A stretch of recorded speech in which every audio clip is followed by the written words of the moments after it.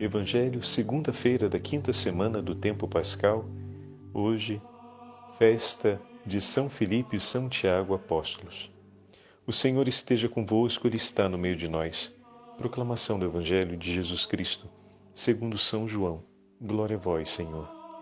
Naquele tempo, Jesus disse a Tomé: Eu sou o caminho, a verdade e a vida. Ninguém vai ao Pai senão por mim. Se vós me conhecesseis, conheceríeis também o meu Pai. E desde agora o conheceis e o vistes. Disse Filipe: Senhor, mostra-nos o Pai, isso nos basta. Jesus respondeu: Há tanto tempo estou convosco e não me conheces, Filipe. Quem me viu, viu o Pai.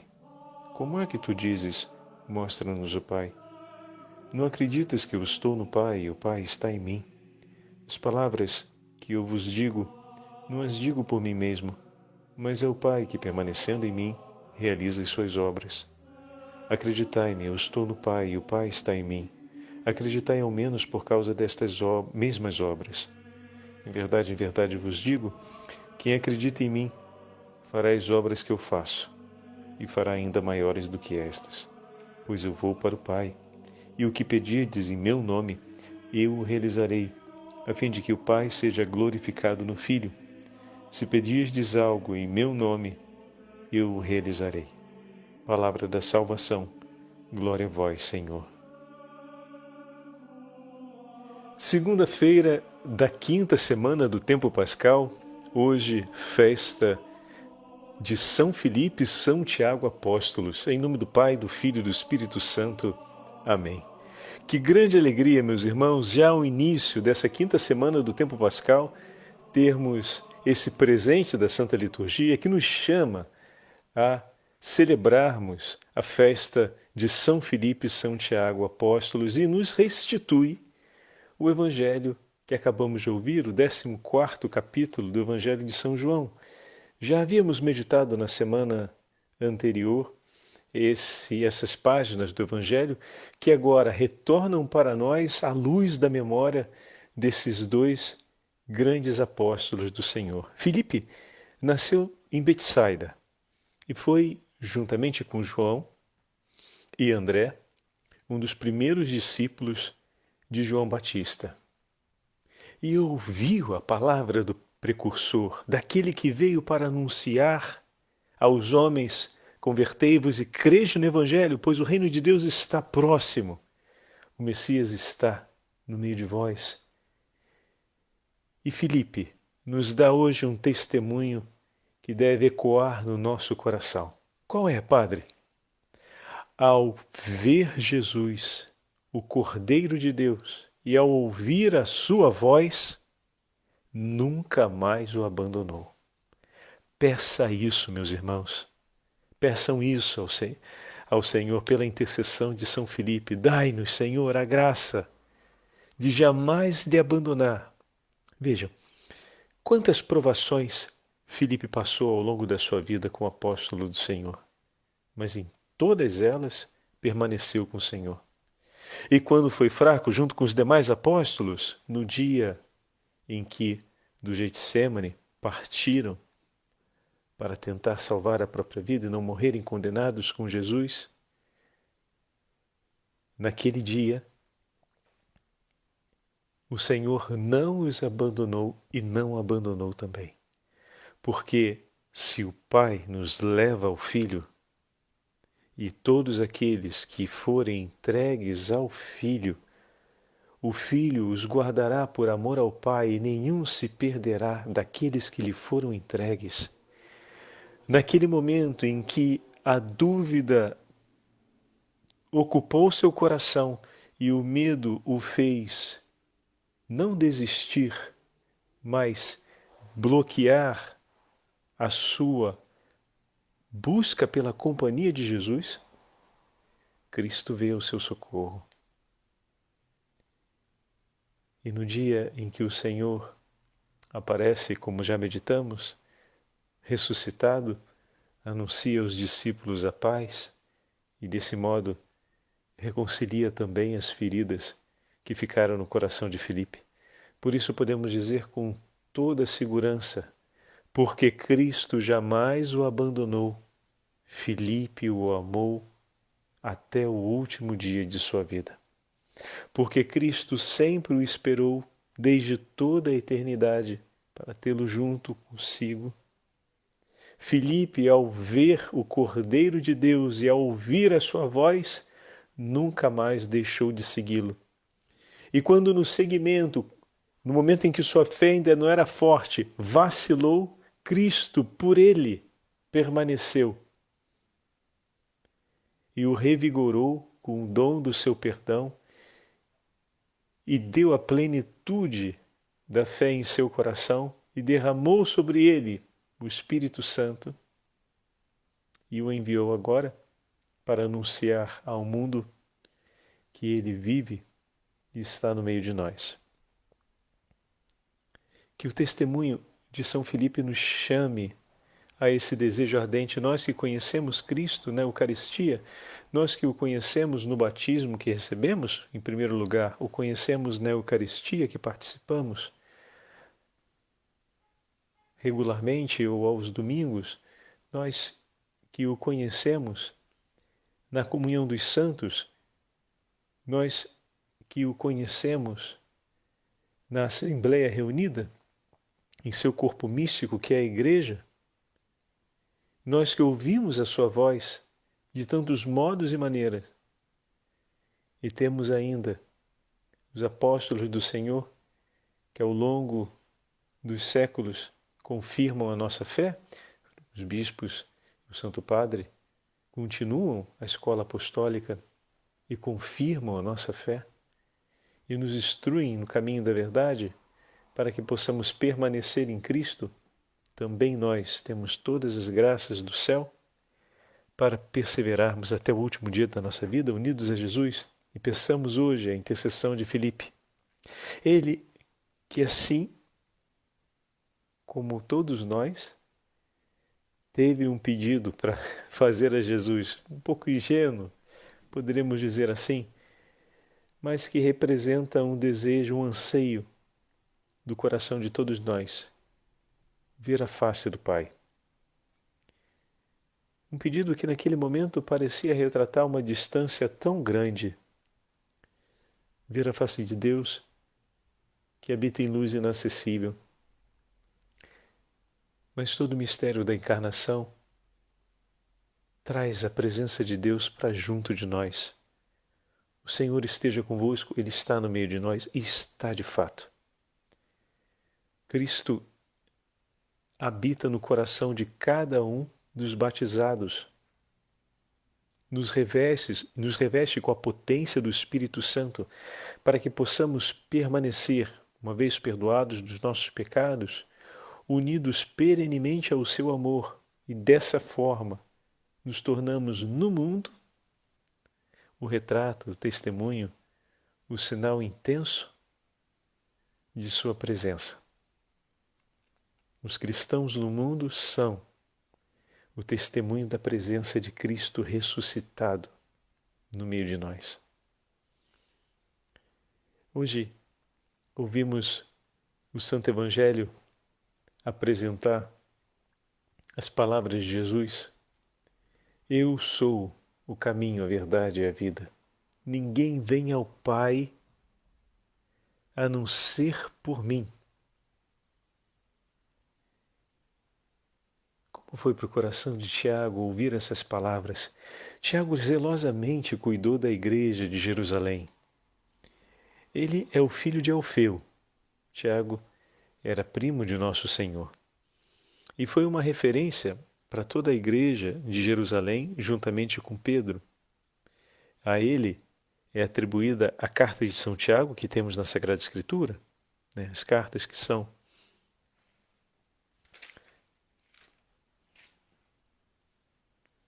a carta que é apresentada na Sagrada Escritura. E não apenas isso, Tiago foi uma referência também para o apóstolo Paulo e para todos os cristãos de Jerusalém. Recebeu o martírio por volta do ano 62. Então, quanto tempo o apóstolo defendeu a igreja de Jerusalém e de toda aquela região em torno de Jerusalém. Ele que trazia, junto com Jesus, um laço de família, mas entre eles, pelo dom do Espírito Santo, pelo chamado à vocação, um laço muito maior e muito mais profundo os uniu. Olhando para o testemunho de São Tiago, podemos suplicar hoje a intercessão de São Tiago para que todos os nossos laços de família celebrem também uma aliança no sangue de nosso Senhor Jesus Cristo. Como assim, Padre? Peçamos, pela intercessão de São Tiago, a conversão de toda a nossa família. Que todos os nossos familiares estejam unidos, não apenas pelo sangue, mas no sangue de Jesus, por meio do batismo. Que possamos professar a mesma fé e vivermos em perfeita comunhão. Então, pedir a intercessão de São Tiago em favor da conversão dos nossos familiares. Olha aqui, 2 pedidos ou 2 alianças de intercessão. Uma em relação a São Filipe, outra em relação a São Tiago, que nós podemos ter conosco. Olha aqui, a amizade com São Filipe e a amizade com São Tiago, que parecia tão distante, agora ficando tão pertinho da gente. Está vendo? Quando você for interceder sempre, for suplicar sempre ao Senhor, pedindo para permanecer fiel na fé até o fim, a palavra de Jesus, ao Evangelho, peça a intercessão de São Filipe. Quando estiver rezando pela conversão dos seus familiares ou pela unidade na fé de sua família, olha aí, peça a intercessão de São Tiago Apóstolo, pois eles no céu especialmente intercedem em favor dessas causas, pois nelas está retratada a vida deles. Ali, Cristo triunfou. Nessas 2 realidades na vida de cada um, realizou-se a plenitude do dom de Deus. E eles conhecem muito bem o que significam essas 2 necessidades para a nossa vida de santidade e para a vida de santidade de nossos irmãos. E então abraçam essa causa de intercessão pelo bem de nossas almas e para a maior honra do nome de Jesus. Olha que maravilha! Estamos ganhando 2 amigos hoje. Não sempre paramos para olhar o testemunho dos apóstolos, os veneramos por conta do seu papel apostólico, por serem colunas da igreja, mas hoje talvez o Senhor esteja nos dando a graça de termos uma empatia maior em aliança e comunhão com esses 2 santos apóstolos. Se me conheceis, também conhecereis o meu Pai, assim disse o Senhor aos seus apóstolos, sempre no discurso que sabemos bem, é aquele da última ceia. Desde agora o conheceis e o vistes. Olha que maravilha! É interessante que Filipe não consegue acompanhar aquilo que o Senhor está dizendo, pois o Senhor fala não do ver a face de Deus, Pai, com os olhos que temos sobre a nossa face, mas ver a luz da fé em Cristo Jesus, que está, o Filho de Deus, que está em perfeita comunhão com o Pai, vemos também o Pai. Significa que o Pai tem o rosto de Jesus? Não significa que isso que Jesus esteja dizendo, mas ele está dizendo que não só a palavra, porque a natureza humana permaneceu entregue ao Filho, não ao Pai. O Pai, Cristo Jesus assume a nossa natureza humana, não o Pai. Então, ao contemplarmos o rosto de Jesus, contemplamos o Filho. Mas ao vermos o Filho, vemos em seus olhos, vemos em seus gestos, vemos na escolha que ele faz de como empenhar e viver a sua vida, a presença do próprio Pai. Quantas vezes não falamos quando ouvimos uma pessoa fazer, por exemplo, um discurso, o aluno de um professor, quando ele faz o seu discurso, a gente, em suas palavras e até mesmo no seu ânimo, ou seja, no entusiasmo com que apresenta aquelas palavras, nós podemos identificar ali atrás, ver, né, em fundo, a imagem, a presença daquele que foi o homem que o formou, que o levou à cátedra, né? Como professor que é agora, vemos aquele que foi o seu mestre, aquele que foi o seu formador. Bom, se conseguimos observar isso em uma realidade tão limitada como é a realidade própria do desenvolvimento do conhecimento, através do estudo e através do ensino, quanto mais não veremos através dos gestos divinos realizados por Jesus, não só na sua pregação, mas todos os milagres realizados por ele, todas as obras realizadas por ele e todos os gestos concretos de Jesus que, além dos seus milagres, completam o testemunho da natureza divina presente sobre aquela natureza humana, unida consubstancialmente. Bom, aqui nós temos esse anúncio, mas que os discípulos ainda não conseguiram compreender. E Filipe pede algo. Pede algo que seria justo ao coração de quem ama. Querer ver Deus. E Jesus apresenta uma realidade ainda maior.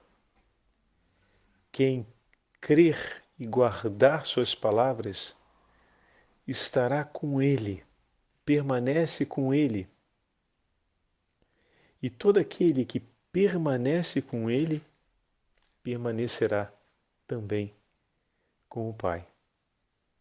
Quem crê em mim, fará obras que eu faço, e fará até maiores do que elas, porque vou para o Pai. Se, vendo as obras do Filho, vemos a presença do Pai, se olhando para as obras do Filho, reconhecemos a presença do Pai e a união entre os dois, Cristo está prometendo que quem crê e permanece nele realizará obras iguais e maiores até. Todo aquele que guardar a minha palavra, eu e o Pai viremos e faremos nele a nossa morada. Olha que grande graça o Senhor está prometendo por nós. Que todo aquele que guardar a sua palavra terá presente na sua vida o próprio Deus. Não é sem razão que os santos e santas cotidianamente agradeciam ao Senhor por todos os dons que recebiam e não conseguiam ver mais do que a sua própria miséria quando olhavam para si, porque tudo o que estava era dom do Senhor na vida de cada um deles e reconheciam isso, pois a presença de Deus, ou seja, o mover do Espírito Santo em nós, nos faz reconhecer tudo aquilo que é próprio de Deus em nós, mas ao mesmo tempo nos leva a ver a nossa verdade, o que temos e o que somos, e a cantarmos a alegria de ver que o Senhor, nos amando, tomou nas mãos a nossa pobreza e nos entregou a sua riqueza. E desse modo poderiam cantar, e cantavam, que eram ricos de Deus, mas muito pobres de si. E toda essa pobreza confiavam no Senhor e entregavam a Ele, porque o tesouro e a riqueza de suas vidas não era outra senão o próprio Deus presente em seus corações. O próprio Deus que os reveste com poder do Espírito Santo.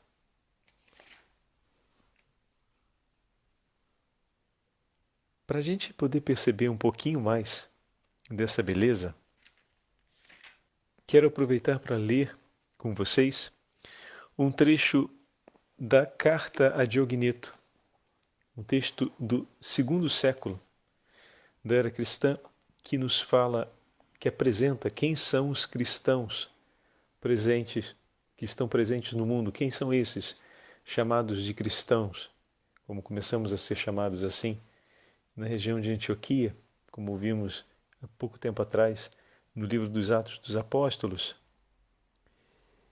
Esses que podem pedir em nome de Cristo, e o Senhor concede as graças que vêm do alto, pois Ele está junto do Pai, junto de nós, junto do Pai. Ele é o Pontífice. E por meio dos cristãos, Cristo está presente no mundo em todas as partes. Vamos ouvir esse texto, que ele é belíssimo. Os cristãos não se diferenciam dos outros homens, nem pela pátria, nem pela língua, nem por um gênero de vida especial. De fato, não moram em cidades próprias, nem usam linguagem peculiar, e a sua vida nada tem de extraordinário. A sua doutrina não procede da imaginação fantasista de espíritos exaltados, nem se apoia em qualquer teoria simplesmente humana, como tantas outras que vemos. Eles moram em cidades gregas ou bárbaras, conforme as circunstâncias de cada um. Seguem os costumes da terra local, quer no modo de vestir, quer nos alimentos que tomam, quer em outros usos. Mas o seu modo de viver, olha que bonito, meus irmãos, mas o seu modo de viver é admirável e passa aos olhos de todos por um prodígio.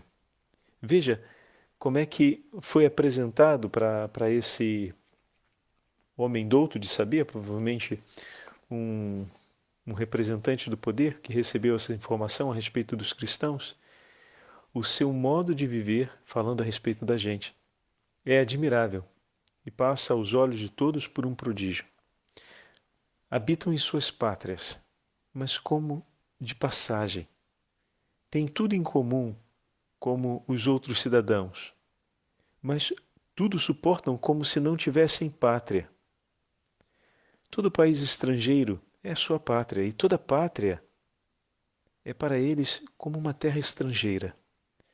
Casam-se como toda a gente e criam seus filhos, mas não rejeitam os recém-nascidos. Olha que maravilha! Olha como nós defendemos desde sempre a vida. Não rejeitam os recém-nascidos. Têm em comum a mesa, não o leito. Belíssimo isso, da dignidade moral. São de carne, porém não vivem segundo a carne. Moram na terra, mas afirmam com toda clareza que sua cidade é no céu. Obedecem às leis estabelecidas, mas com seu gênero de vida superam as leis. Amam a todos e por todos são perseguidos. Condenam-nos sem os conhecerem. Entregues à morte, eles dão a vida. São pobres, mas enriquecem a muitos pelo seu modo de vida. Tudo lhes falta e vivem na abundância. São desprezados, mas no meio dos opróbios enche-se de glória. São muitas vezes caluniados, mas transparece o testemunho de sua justiça. Amaldiçoam-nos e eles abençoam aqueles que assim o fazem. Sofrem muitas afrontas e pagam com honras e respeito. Praticam o bem e são castigados como malfeitores em muitos lugares. Ao serem punidos, alegram-se como se lhes dessem a vida. Os judeus fazem-lhes guerra todo o tempo, como a estrangeiros, e os pagãos os perseguem por muitos lugares. Mas nenhum daqueles que os odeia sabe dizer a causa de seu ódio. Numa palavra, se lhe posso dizer, caro amigo, os cristãos são no mundo, o que a alma é no corpo. A alma está em todos os membros do corpo, e os cristãos em todas as cidades do mundo. A alma habita no corpo, mas não provém do corpo. Os cristãos estão no mundo, mas, lhe devo dizer, não são do mundo. A alma é invisível, é aguardada num corpo visível. Todos veem os cristãos, pois habitam no mundo, contudo, sua piedade e o amor que os move é invisível. A carne, sem ser provocada, odeia e combate a alma, só porque lhe impede o gozo dos prazeres. O mundo, sem ter razão para isso, assim odeia os cristãos precisamente porque se opõem aos seus prazeres e com ele não concorda. A alma ama o corpo e seus membros, mas o corpo odeia a alma. Também os cristãos, eu lhe devo dizer, ó caro amigo, amam os que os odeiam. Na verdade, a alma está encerrada no mundo, mas é ela que contém o corpo. Perdão, a alma está encerrada no corpo, mas é ela que contém o corpo. Os cristãos encontram-se detidos no mundo, como numa prisão, mas são eles que abraçam o mundo. A alma imortal habita numa tenda mortal. Os cristãos vivem como peregrinos em moradas corruptíveis, esperando a incorruptibilidade dos céus. A alma aperfeiçoa-se com a mortificação na comida e na bebida.